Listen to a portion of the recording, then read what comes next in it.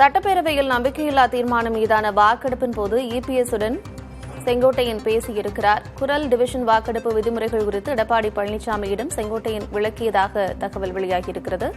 அண்மை செய்தியை பார்த்து வருகிறோம். எடப்பாடி பழனிசாமியை சந்தித்து பேசுவதை தவிர்த்து வந்த செங்கோட்டையன் இன்று நம்பிக்கையில்லா தீர்மானத்தின் போது இபிஎஸ்-உடன் பேசியிருக்கிறார். அண்மை செய்தியை பார்த்து வருகிறோம். விவரங்களோடு இணைந்திருக்கிறார் செய்தியாளர் ரமேஷ். ரமேஷ், தொடர்ந்து சில நாட்களாக இபிஎஸ்ஐ சந்திப்பதை, அவருடன் பேசுவதை தவிர்த்து வந்த செங்கோட்டையன் இன்று குரல் வாக்கெடுப்பு மற்றும் டிவிஷன் வாக்கெடுப்பின் போது அது எப்படி அப்படிங்கிறத விளக்கம் அளிச்சிருக்கிறார் இபிஎஸ்க்கு அப்படின்ற தகவல் வெளியாகி இருக்கிறது. அது மட்டுமில்லாமல் இந்த அதிமுகவினுடைய நம்பிக்கையில்லா தீர்மானத்திற்கும் அவர் ஆதரவு கரம் நீட்டியிருக்கிறார். என்ன நடந்தது, விளக்கமாக சொல்லுங்கள். எதிர்க்கட்சி தலைவர் எடப்பாடி பழனிசாமிக்கு பின்வரிசையில் செங்கோட்டையன் மூத்த உறுப்பினர் என்பதால், அவர் 9 முறை எம்எல்ஏ என்பதால் அவருக்கு முன்வரிசைக்கு பின்னாடி இடம் கொடுக்கப்பட்டிருக்கிறது. இன்றைக்கு நம்பிக்கையில்லா தீர்மானம் நடைபெற்ற போது அதுல எப்படி வாக்களிக்கணும் என்ற முறை பல புதிய அதிமுக எம்எல்ஏக்களுக்கு தெரியவில்லை. அதாவது டெப்டி ஸ்பீக்கர் என்ன சொன்னாருன்னா 2 முறை குரல் வாக்கெடுப்புன்னு சொன்னாரு. அதற்கு ஏடிஎம்கே எம்எல்ஏக்கள்லாம் முதல்ல டிவிஷன்ல நீங்க தேர்தல் நடத்தணும் அப்படின்னு சொன்னதுக்கு அதுக்கு குறிப்பாக செங்கோட்டையன் என்ன சொன்னாரு, அவர் ஏற்கனவே பல முறை இது போன்ற சபை நடவடிக்கைகள்ல பங்கேற்றதுனால அவர் என்ன சொன்னாரு, இல்லைங்க முதல்ல 2 குரல் வாக்கெடுப்பு நடத்துவாங்க, அதுக்கப்புறமா தான் டிவிஷன் என்று சொல்லக்கூடிய எண்ணிக்கை முறைக்கு போவாங்க அப்படின்னு சொன்னாரு. அதை மற்ற எம்எல்ஏக்கள் யாரும் சரியா கேட்கல.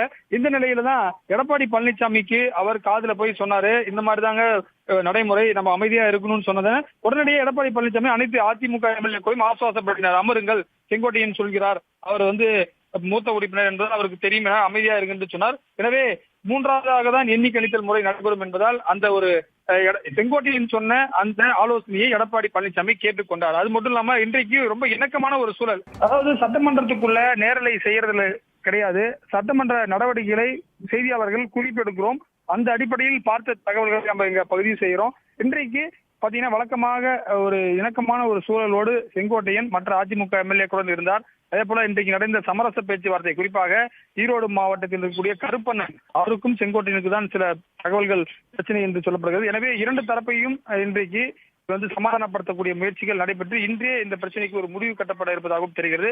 இந்த நிலையில் தான் எடப்பாடி பழனிசாமியிடம் செங்கோட்டையன் பேசினார். குறிப்பாக அவையுடைய முக்கியமான விதி குறித்து அவர் மூத்த உறுப்பினர் என்ற அடிப்படையில் என்று சொன்னால் 1977 எம்ஜிஆர் முதலில் முதலமைச்சரான போதே எம்எல்ஏவாக ஆனவர் தான் செங்கோட்டையன். தற்போது கூட அவர் காரில் புறப்பட்டு செல்கிறார். அனைத்து செய்தியாளர்களும் அவரை முயற்சி செய்த காட்சிகளையும் நீங்கள் பார்த்திருப்பீர்கள். செங்கோட்டையன் தற்போது சட்டமன்றத்திலிருந்து புறப்பட்டிருக்கிறார்.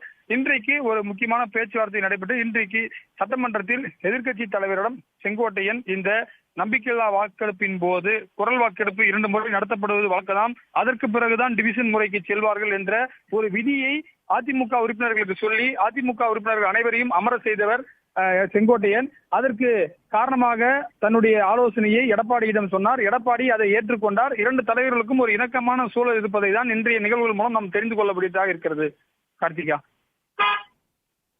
சலசலப்புகளுக்கு இன்று முற்றுப்புள்ளி வைக்கப்படும் என்று எதிர்பார்க்கப்படுகிறது. அதுக்கமான சூழல்களும் இன்று சட்டப்பேரவையில் நடந்திருக்கிறது.